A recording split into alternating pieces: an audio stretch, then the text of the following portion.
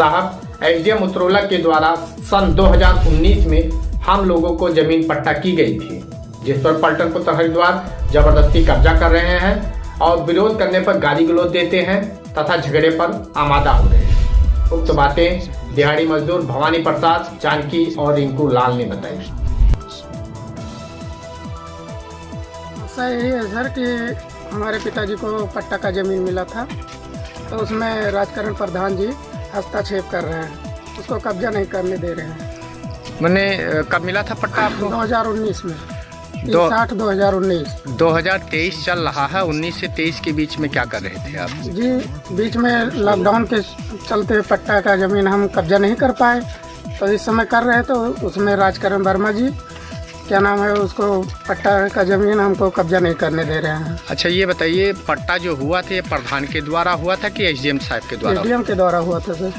प्रस्ताव से नहीं हुआ था? जी नहीं। तब काहे वो रोक रहे हैं? एसडीएम साहब पर शिकायत नहीं किया आपने? कोई एप्लीकेशन किया था सर, एप्लीकेशन भी दिया था, तो उसको बोल रहे हैं कि यहाँ पे हम कब्जा नहीं करने देंगे, आगे तक लेके जाएंगे। एक वीडियो और वायरल हो रहा है जिसमें ये कहा जा रहा है कि आप लोगों के द्वारा पट्टे के दरमियान 4 लाख 5 लाख रुपए दिया गया था, तो क्या आपने पैसा देकर पट्टा करवाया था? अब आपको बताते हैं मामला क्या है।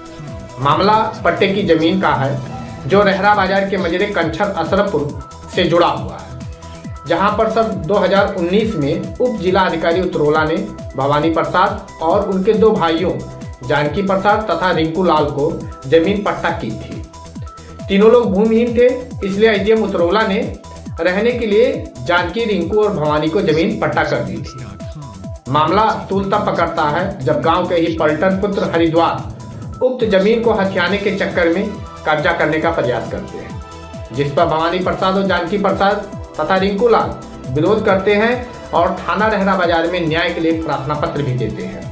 जमीनी मामले को देखते हुए लेखपाल और कानूनगो की एक टीम प्रशासन के द्वारा नियुक्त की जाती है और उक्त विवादित जमीन की पैमाइश कराकर चिन्हांकन भी कराया जाता है। लेकिन अब पट्टेदारियों का कहना है कि मौजूदा प्रधान राजकरण मामले को बैठने नहीं दे रहे हैं और राजनीतिक द्वेष रखते हुए पलटन पुत्र हरिद्वार को उक्त जमीन दिलवाने का लालच देकर आगे कर रहे हैं, जिस कारण पलटन बार बार झगड़े पर आमादा हो रहे हैं। और यदि कोई प्रशासनिक अधिकारी विवादित जमीन के निराकरण के लिए आता है तो वह अपनी पत्नी को आगे कर देते हैं। पुराने प्रधान का 4 लाख कहीं और लेखपाल का 5 लाख देंगे।